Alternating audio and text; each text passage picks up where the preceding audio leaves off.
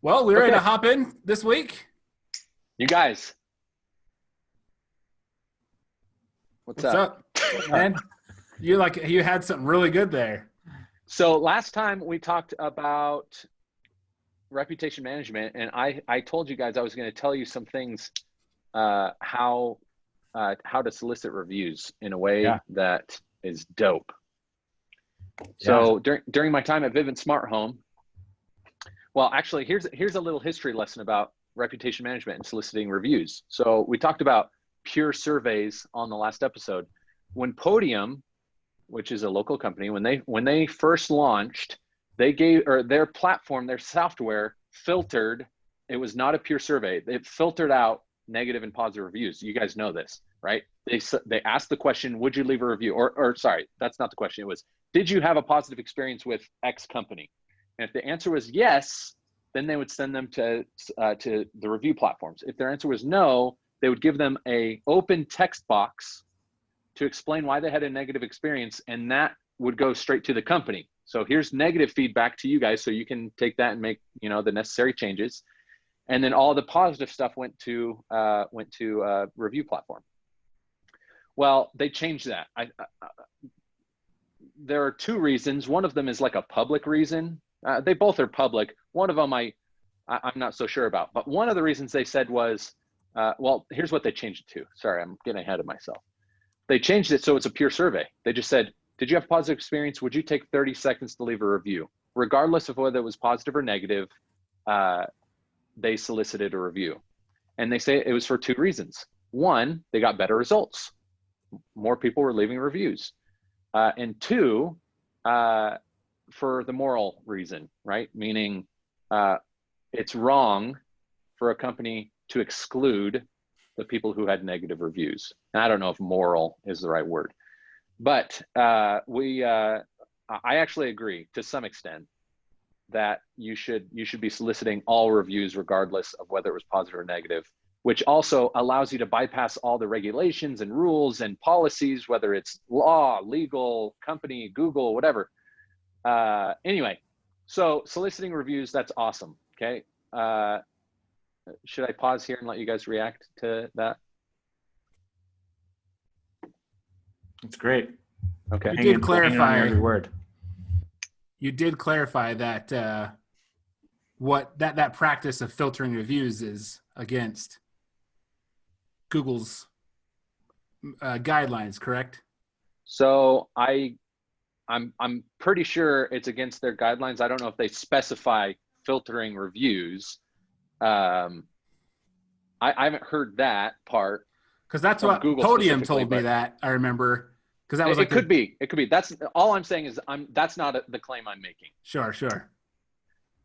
Anyway, while I was at Smart Home, I decided to kind of build a mini Podium, an original Podium on the website. And this is the part that we did kind of by ourselves because we cookie everyone who comes to the website, which I recommend everybody do. And we built it in a way that allowed us to separate customers from non-customers, right? So if you're a customer, you get a different experience. For example, if you go to the website, Vivint Smart Home, which is vivint.com, and you're a customer, you'll see a referral CTA on the homepage because they know you're a customer. You've logged in at some point, you're cookied as a customer. So what we started doing was we started creating a survey. I think we started on Hotjar and just created this little survey, and we're able to only show it to customers, or at least only show it or populate it on the back end where customers have access to. And we basically asked the same question. Hey, did you have a positive experience? Yes. Would you mind leaving a review on this platform? And then we would link off to the platform. And if they said no, we created an open text box for them to leave a review. And then the survey ended, right? The results we got were pretty good. I mean, we kept Podium going, and they did the pure survey, but it's so easy, especially with like a Hotjar that costs like $12 a month, to build your own version of Podium or review solicitation device and put it on your website, especially if you have a portal where customers can log in and you only service that or serve up that survey within there. You'll get tremendous tremendous results. Yeah, I've always thought, because that's basically how Podium works, and I think the only thing Podium has over that is they have a direct API with Google to where that text box is the same whether you rate positive or negative, and that text box will go directly into Google reviews, I believe. Is that I don't right? think so. No. Someone told me that they're the only ones in the country that have an API with Google. So they, whether they have an API with Google or not, I'm unsure of. But the way that it works, in fact, I just went to Jiffy Lube a few days ago, and they're a Podium customer. And let me pull it up real quick. So here's what it looks like. Can you see that? No. That's okay. Right. I'll read it. Thank you for choosing Jiffy Lube. Hi, Jacob. Thank you for choosing Jiffy Lube. Could you take 30 seconds to leave a review using the following link? And then if you click the link, it goes to use Google to leave your review. Yes, that's my only option. And it literally just links directly to, I don't know if you can see that. It links directly to the Google review page. So you're not leaving the review in Podium and they're posting it for you. They're just redirecting. I mean, they have the ability to track if you click that link because it redirects from a Podium URL, but it goes directly to the same page you would go to if you navigated to it on Google. That seems really simple. It's very simple. It's very, very simple. The part about integration, or sorry, the part about review solicitation and Podium are the integrations. So the biggest holdup with anything, not just Podium, but all review solicitation, is making sure that you have it connected to your CRM. So for years, I was working with Podium to where, and we need to get into texting versus other modes of solicitation, because text messaging, the review invite, is like 1,000 times more effective than any other mode, like email or anything else. Here's some interesting statistics on text messaging. 95% of text messages are opened within the first 3 minutes. I believe that. Sorry. Yeah. It's so 98% of text messages are open in red. 95% are responded to within 3 minutes. Okay. So you compare that to email and it's like, oh my, it like blows it out of the water. So if you're doing any kind of review solicitation that is outside of the text messaging, it's going to be ineffective. So texting the review solicitation is paramount. It's very, very important. And then obviously, if you text them anything, they should be able to text you back at the same phone number. It should not be a dead number. It should not be an unmonitored number. But that conversation that you have needs to be documented in your CRM. And Podium has historically not been very good at posting those to your CRM. Now, they're a lot better now with Salesforce and other CRMs, but integrations are the bread and butter of any review solicitation software like Podium or Connect or Solution Reach or Weave or Reputation.com or whatever. Yeah. It seems like the texting element too is something simple that one could put together. Yes, it is. With free or extremely inexpensive software. Seems like the only trick there is connected to the CRM, which I'd imagine if you used HubSpot, you could somehow integrate the three together to connect that data into your CRM. Yeah, I totally think you are. I know of at least 2 texting programs that work really well with HubSpot that could work. The trick is the other way. So getting all the information back into your CRM is one, but utilizing the triggers within your CRM to trigger the review invite is another piece of the puzzle. So the way we have it set up both at Vivint Smart Home and at Vivint Solar is as soon as the tech who finishes the install goes into their little software thing on their iPad and they check the box that says install complete, that triggers the text. So as soon as that radio button is filled, it shoots the text message to the customer, which again, most people are just doing this one-to-one communication where they have to remember to either ask or text. But if you don't even have to think about it, that's the ultimate solution. Does the tech also say something like, hey, you're going to get a text message, I'd appreciate it if you left a good review, or anything like that? They can. Some of them are trained. That's a matter of training, right? If you have incentives in place that incentivize them to solicit the reviews, or at least tell them, hey, you should be getting a text, we'd really appreciate it. I do. Yes, the results go up, right? Right. It's a more personal experience. Now that's kind of the big view. I don't know how deep we want to go, and we don't even have to go into this at all. We could move on to a new topic. We just said in the last episode that we'd throw out some kind of best practices. I wanted to throw it in a box, package it up, and hand it off. But texting and then having that survey on your website that's just constantly hitting the customers, and as soon as it's filled out, the customer never sees it again. Those two things alone would be huge if you're not doing anything at all. Yeah. Well, and some of these, it's cool. Some of these automated solutions, the difficult part is they work well, or you can at least rig it together to work with big services like Yelp, Google reviews, and whatnot. But there are many businesses and many industries where the most important review sites are not those websites. I would say in the agency world, Yelp and Google reviews are very low on the list compared to, review websites that are dedicated to agencies. Dev Mountain, we had the same thing. SwitchUp and Course Report were two, you've got to be ranking well and you've got to have great reviews on those or else you're toast. And neither one of those have any kind of APIs. They're big websites within the community, but there's no way to automate to those platforms. And that forced us. So I was thinking about this. Well, hang on, because that's not true. And so you don't need an API to send someone a URL that takes them to your review page. Sure. Right? Yeah. So you can fire a trigger and say, to be able to do to this. You may want an API to go get the reviews as they're posted and then place them in a software like a Podium. But even if there's not an API, you could build something that goes and scrapes the reviews off the website. But anyway, sorry, clarification. No API needed in order to send them to the review platform. That is correct. You could probably even,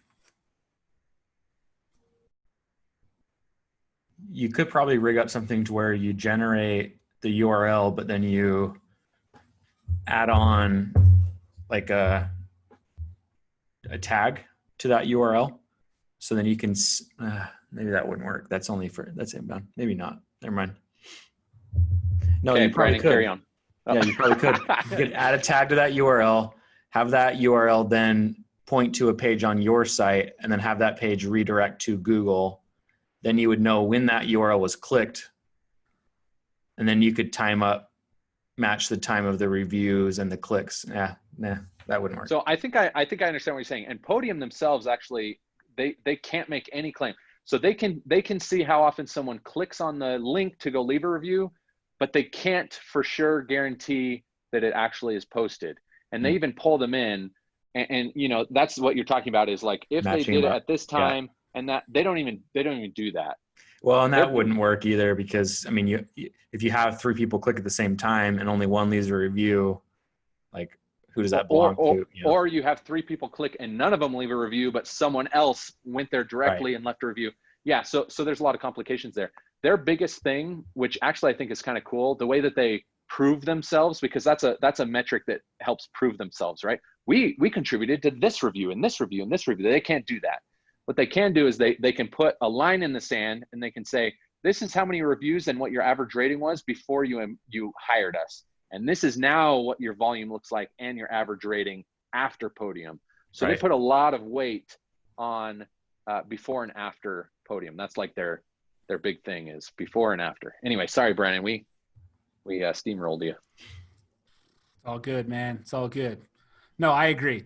You can certainly set up triggers, email workflows, whatnot. When action happens with the customer, send this email, point them to this page, send this text message, whatever. I think the advantage that services like Podium have is the integration to where, this user is already signed into their Google account. All they got to do is hit the star, type a quick message, one button, bam, like painless experience for the consumer. So the two big things I was thinking of is first, and you kind of touched on it, you want to hit the customer at peak happiness moment. And I think you and I had talked, Jacob, months or maybe years ago, where I think the key time for Vivint was as soon as their installation was done. That's when they're the happiest. It's everything set up. They got the cool app, all the technologies in their house. They're like, this is really cool.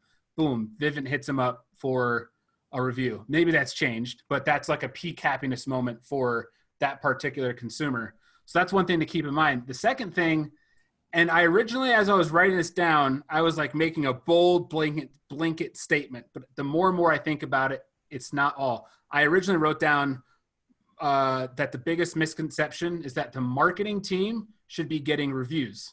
And that sounds like, whoa, what are you talking about? The marketing team should be over reviews. And I think there are certain companies, the marketing team, so let me clarify this. The marketing team should always own the strategy of how reviews are collected. However, depending on the business model, there are usually much more effective ways outside of the marketing department to get those reviews. So for example, Dev Mountain, we tried a lot of different things. The first was the most obvious, right? A student graduates, we would send them an email, and then it would say, hey, it would really help us if you left a review on this website. And then we started to realize, let's actually hit them up as soon as they get a job. And that was also tough because now we have to coordinate with another department to do that. But we were still trying to figure out, like, let's send them. So we finally got that figured out. The system said that they got a job. And then we would fire off like some sort of automated email from Dev Mountain saying, hey, you got a job. This is awesome. Like, help other people who were in your shoes 3-4 months ago and leave a review. And we weren't really seeing a lot of success. Then we onboarded Podium as a vendor, and that helped us get more Google reviews. It did not, like Podium has it, so like the default one was Google, just because that was the easiest. It was integrated. You could swipe over. I think Facebook was an option. And then we had 2 custom sites, and all those did was it just sent them to the page. There was no integration, whatnot. So but yeah, did you change the order in which they were shown? We tested, but the problem was when we did switch up or course report as the default one, the user just bounced. Like, we didn't get a single person like, yeah, sure, I'll click on this and actually leave a review. So we figured, well, we might as well get some Google reviews out of this if we're not going to get anything. And then what we finally, and it took a lot of convincing and whatnot with other departments and obviously my bosses, was that who was it? I wrote down the career services team. The career services team should be collecting the reviews. These are the people, so as soon as you graduate, you're assigned a career counselor basically. And this person is working with you, giving you advice, helping you out with job interviews, whatnot. And their job is checking in and just saying, hey, how's the job prospects going, whatnot. And then they finally realize, oh, sweet, you got a job. We're going to go ahead and record that. And the push was like, okay, well, that's what marketing should then send some sort of automated email. And I said, no. It should be that person. It should be on the phone while they're talking to them. This is so cool. Hey, real quick, would you mind leaving a review? I got a link I'll send you. So marketing provided all the assets. We even gave them a template that they can kind of work with and personalize whatnot. We gave them the exact link, but the career counselor was trained by us, and we would basically follow up every month. Hey, why are we not really seeing many more reviews? But so I guess the moral of the story is, if you have a company where you have an employee or several employees who have more than like one contact with a customer, that person is going to be far more effective than a marketing automation trick to basically try to time it and send it out.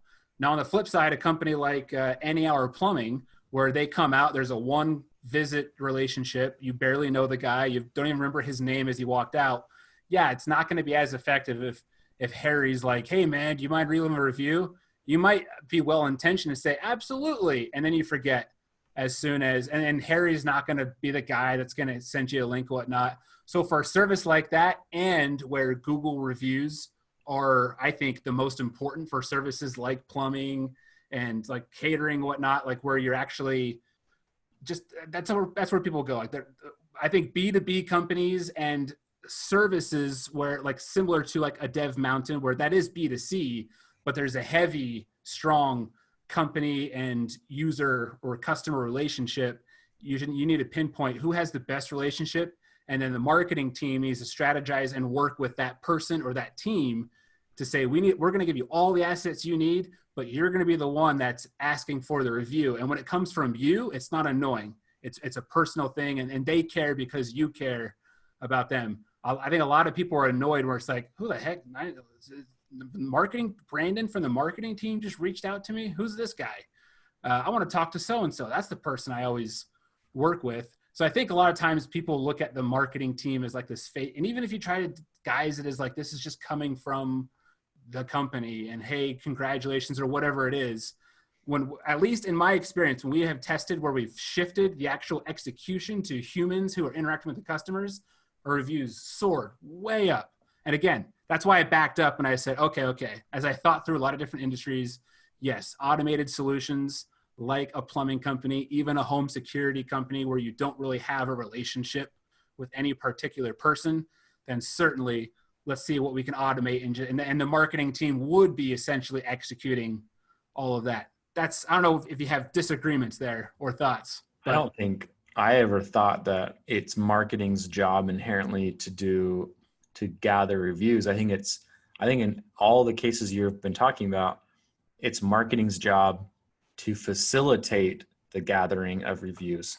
If that means that marketing themselves are doing it, fine. If that means that they are empowering the tech to go out and collect them or whatever. But like in the Vivint smart home example, the tech is the one, he flips the switch, they get an automated thing, and the tech may say and be instructed to say, hey, we're going to leave a review. I'd appreciate your feedback. And so he's kind of soliciting the review in addition to automation, but it's marketing who is going to set up the automation. It's marketing who is going to coach the techs and encourage them to, and remind them to ask for reviews, and perhaps even work with some other teams to set up an incentive model for those techs that get high reviews or something. But like in my head, they're the project managers of reviews, and who does the execution doesn't necessarily have to be tied to marketing. I think there's a lot of companies though, where that person, like in my case, the career services, there was pushback. It's like, that's not my job. I've already got a million other things to do. Now you want me to also ask them for a review? Like that's your job. I think that's how a lot of people look at it. I think you're perhaps in a unique situation where you're a genius. Hence no, I agree. I agree that it's not their job until you make it their job. Yes, but you need buy-in. I'm saying from your, like, I'm not their boss, right? Like I can't go to another department and say, you have to do this thing. You're right. But the CEO needs to, I think the CEO should say, this is marketing's job to make sure we get reviews, and marketing, I give you the power to implement and pull whatever resources you need from other departments to make that happen. That's right. And they're not going to do it. They're not going to do it unless they're incentivized to. They're not, because they're not held accountable to the number of reviews. They're not held accountable to the average ratings. They're not held accountable to even acquiring new customers. So they're not going to do it until they have an incentive. Now their incentive to do their job is getting paid. So if you tie that in to basically say, not that you have to have a certain goal, although the goal would likely be 100% of people you talk to, you should ask a review. Not necessarily the number of reviews, but you're right. And there was something else you said, Brandon, that is really important. And that is that you solicit the review at their happiest moment, right? Now, one thing I've learned recently is that most companies ask for a review, and if they get the review, that's the end of it. But there's absolutely no reason why you wouldn't solicit reviews multiple times from the same customer. And what I mean is, if you are asking for a review and your top priority is Google, you ask them for Google. If they leave a review on Google, then their next happiest moment should be asking for a different platform, and then a different platform. So we've identified a few of those moments, right? At the time they're installed as one, at their solar anniversary, we call it solar anniversary. So about 1 year after they got their solar panels, because that's around the time that they have had a full year to see how much money they've saved. Oftentimes we'll also solicit one at their first or third bill. So the first or third time that they actually get a solar bill, to see that it's lower than what they were paying before. So they get their bill and they're like, holy cow, I'm saving money. Oh, hey, will you leave a review? And every single one of those moments or those milestones will solicit a review from a different platform. And you are also right that there are platforms outside of the major ones that are really important. Solarreviews.com is a really, really important site for solar companies, where people go. And then there are like, Best Company that has their own little channels or whatever for each industry. But don't be afraid to solicit reviews multiple times, even if they've already left one. How familiar, I was thinking about, I feel like one medium or one platform that's unique to all this is Amazon, right? Let's say I sell some sort of health supplement, and yeah, I have my own website, but 90% of my sales come through Amazon, 10% come through my website. So I am heavily dependent on having a lot of reviews on my Amazon listings and positive reviews. If I understand correctly, you as a seller do not have much control over soliciting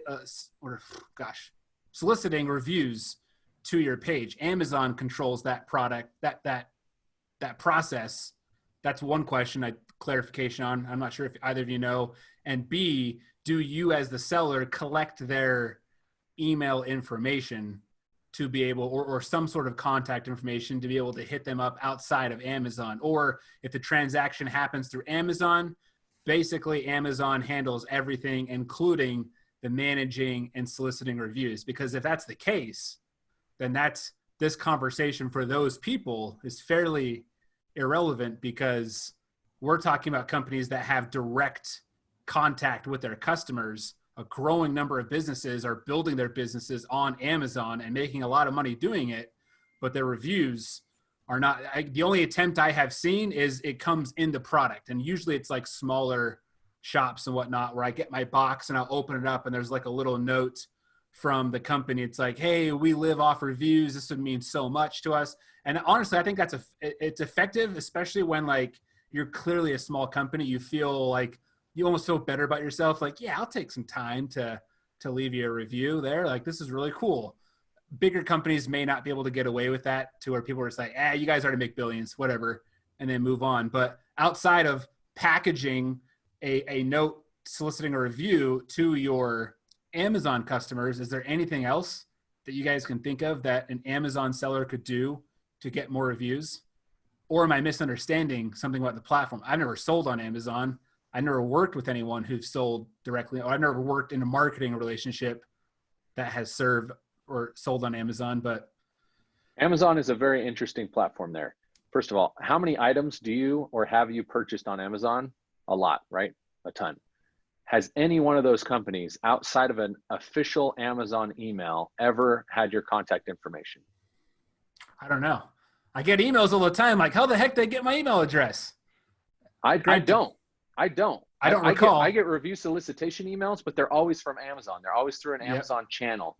I've never once received an email or any other communication from a Amazon vendor outside of the platform. So I don't think they get access to my information.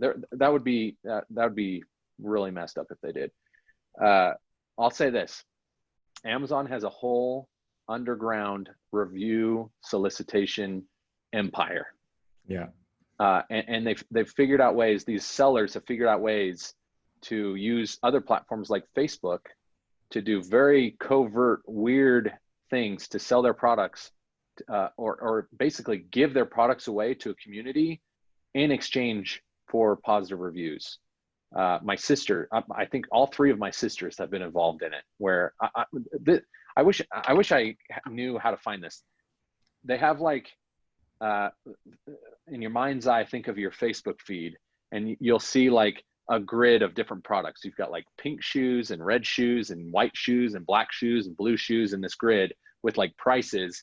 And then in a comment below, they decode it. They basically say, or they say something like, hey, DM us if you're interested, but they're not actually selling shoes. Shoes have nothing to do with what they're selling, but they have some key off of Facebook that they give you in some way. I'm making some of this stuff up, but it's all close. And then you go and red shoe equals, this dress, and blue shoe equals this necklace or whatever. And then you just put in the code that they give you and then whatever. Anyway, I'm going into too much detail, especially since I don't really know all the details. But then you communicate off of their stuff. They send you their product, and then you review it on Amazon. Amazon is one of the platform for free.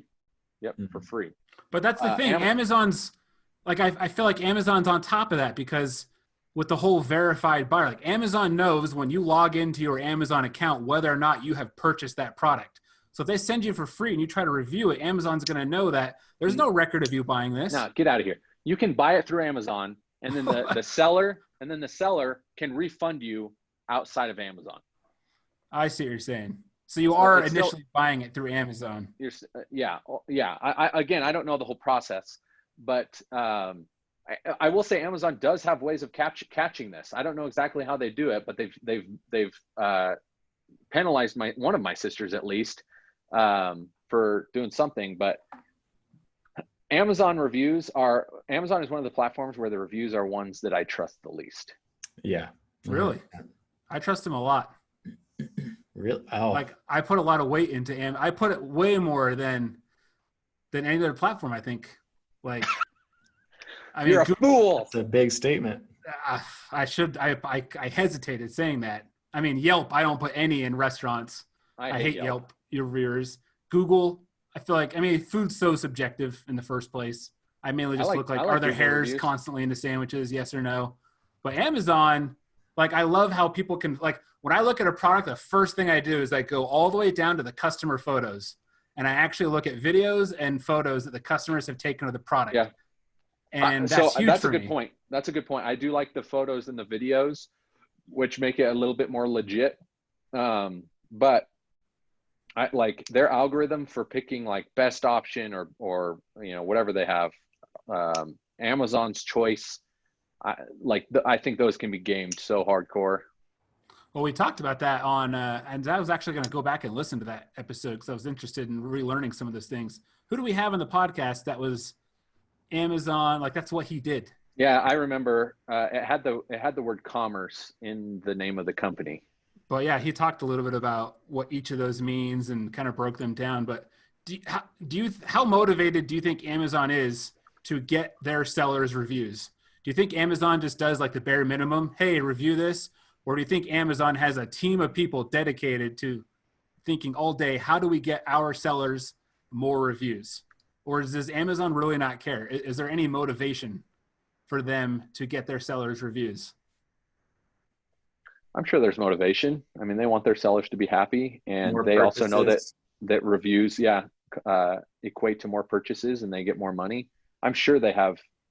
I mean, the fact that they have the automated emails that go out now, I say automated, I'm sure there's some work that goes into that, but I'm surprised Amazon has not done some sort of incentive for consumers to leave reviews.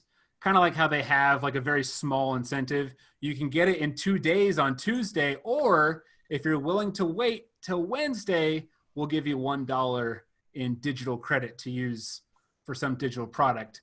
Why not have something similar for reviews where, hey, if you leave a review, maybe they do and I just have not seen it, but kind of like what Google has just done, has gamified it just for pride. So people can be like, yeah, check it out. I'm a local guide. I've got a badge next to my name when people are looking at this restaurant, and now I'm higher up and I can feel good about myself. Amazon has the power to actually give you some sort of incentive to where you're getting maybe 50 cents every review you leave, and it adds up. Don't they have kind of it gamified? I mean, it's kind of like Reddit where you can like reviews or something. Anyway, the guy's name is Gabe Ray. Gabe Ray was the COO at Evolved Commerce, episode 510. That's right. Yeah, that was a good podcast. I feel like, and we even said in the show, like we got to have him come back for a part 2, because there's a lot we didn't even get into, and he was just answering questions left and right.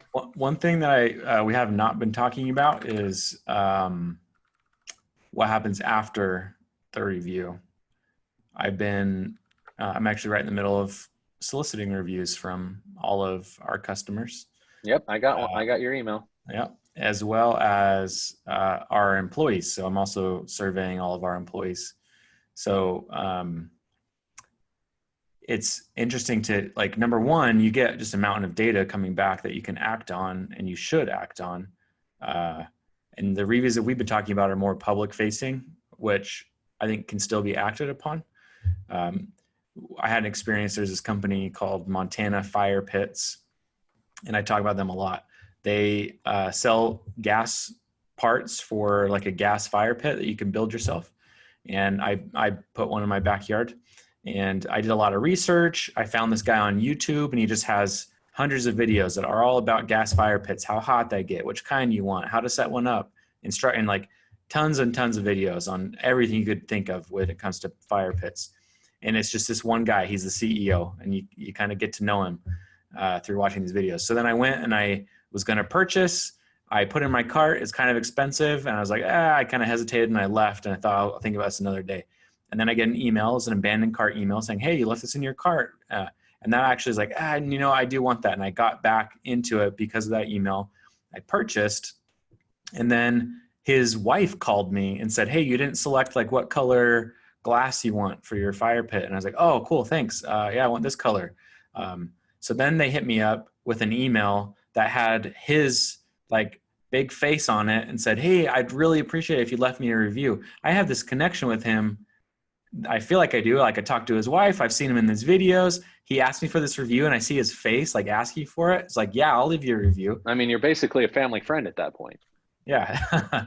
So then I left the review on Google, and then this is automated through Google, but I get updates when the review helped convince someone to check out their fire pits. And so I feel like I'm part of the company now, like, and I'm having an effect like, oh, thanks, like for following up. And then he actually just sent me a package a couple weeks ago with like a couple knickknacks and stuff from his company in there, like a sticker and a cup or whatever, to thank me for the review that I left. And it made me feel like, oh man, I'm a part of this guy's marketing, like I help. But it solidified. I already liked the brand. I already liked him, but it solidified this relationship that I feel with the brand through him following up. I think often we just say, great, thanks for the review, peace out. And there's opportunities to continue to engage, to say like, hey, we're so happy that you like our product. Thank you so much for the review. And then get them engaged other ways too. I'm on a big kick right now with marketing where I think everything should have a call to action. There's nothing we do that should not have a call to action. So you want to avoid dead ends. Even your privacy policy page, no reason that can't have a call to action. Or the business cards that you guys print, like that could have a call to action. So the review is the call to action, right? You leave a review, great, it's left. And then we usually follow it with thank you, but it should be thank you and then something else. What else can they do for you? And what else can they do for themselves, right? So I think those reviews are a huge dead end that people have in businesses that we shouldn't have. And this was all inspired by TikTok. Just thinking about how TikTok is designed to lead you into the next step, and there's never an end. There's never a dead end. You can have the same thing with your marketing in your business. Never have a dead end. Always have something that leads into something else, almost to infinity. Hey, Brandon, did Paxton just say that TikTok inspired him? Yeah, I think I have to go back and listen to that. I think I heard that. That is phenomenal. I that resonates with me. In fact, as you were saying that, I was thinking, gosh, I wonder if we could put together a program where we're gifting something for all the reviews we get. I mean, we get a lot of reviews, and then I started to think like, how if we sent like a little box with some fun little, what if we sent like I've got something here, right here. See this? This is it's a little solar battery pack. Oh, people would love that. And it says Vivint Solar right on it. They would What love if we that. sent that to people who left a review? I don't know how much that costs, but and then I think about the ramifications, like how likely is it that when fire pits come up in Paxton's life in conversation, however often that happens, he's going to talk about this dude. 100%. And he's going to say, dude, you guys check this out. I carry this everywhere I go because it charges my phone and I can just leave it out and the sun freaking charges this thing. You could even, I mean, I don't know how much that costs again too. And it's I kind of don't the either. marketer's job to spend money, but you could even give them two and say, hey, here's one for you and one for a friend. And then get them being a little refer and say, hey, give this to a friend. And if they end up buying solar, we'll also give you $100 or $200 or something, and then create Yeah. a referral program. No, yeah, you're right. Why not? So, You know, why so, not? so, so that's what I'm thinking is, Paxton, I love this idea of not incentivizing someone to leave a review, but thanking them for leaving a review and the positive implications that that would bring. I also had another thought, but I forgot about it. So I have a follow-up question real quick for Paxton. How much of this experience has to do with the fact that this person is presumably a small business, and or how much of it was the fact that you had direct contact with the owner slash CEO of the company? Like if North Face is listening to this and they're thinking, dang, we do a lot of YouTube tutorials and whatnot. Like how can we do this? Should like someone high up or the C, like would it make a difference to you if the CEO of, maybe North Face is too big, but if the CEO is reaching out to you saying, hey, this is awesome. Like, was it the fact that he's so high up, or is it the fact that they're small and you kind of feel like you're helping? I have no idea how large they are, so I don't know. And I didn't have any interactions with the CEO. It was just his wife that called asking a question about fulfilling the order. So, I mean, that obviously signals that they're kind of smaller. It has nothing to do with their size, though. It's that I just feel like I'm a fan of their brand. I own their product. They helped me when I was in a time of need, and I wasn't like dire need, but I needed information. I needed help, and they helped. They provided it. And it makes me want to repay the favor. You know, I like them, and probably for the rest of my life, if anyone ever asks me about fire pit recommendations, I'm going to talk about Montana fire pits. In fact, I've actually talked about them on stage in conferences a couple times. So they've gotten good publicity out of me just by providing a good experience and making me feel like I'm a part of their company. And you can do the same thing with a brand. Frankly, with automation and the power and tools that we have in the digital world, there's no reason why the CEO of North Face can't ask me personally for a review. But that's not the only way to do it. I think you just have to build a connection with your brand and a relationship with the brand. It's harder to do if it's just a logo, and easier to do if there's a face to it. So I think there's power. I mean, look at what Homey just did with their video talking about the founders, and what they're doing is they're attaching faces to a brand to help you build a relationship with that company. And there's power to that. But that's not the only way to go. You don't have to do it that way. Well, and the reason I ask that is because I feel like there is this ongoing discussion. It's just like the history of business. Small businesses try to do things to make them look like they're a big business. If I'm reaching out to the customers, it's going to make it look like I'm the only guy here. It's just me and 6 people. And then big businesses are striving to look like small businesses. It's almost like this grass is greener on the other side kind of thing. And I wasn't sure if you had, I mean, this perhaps is going off the rails, but I wasn't sure if there was an opinion there of like, should companies strive to look very small and personal, or is there a line where you look too small kind of thing? Like, where's that fine balance? Because I think that I feel that plays a big part, maybe not with you specifically, but with a lot of people. If you're a small business, like if you look like a mom and pop shop, people are much more likely to work with you and give you reviews because they want to help. People just love seeing a business grow.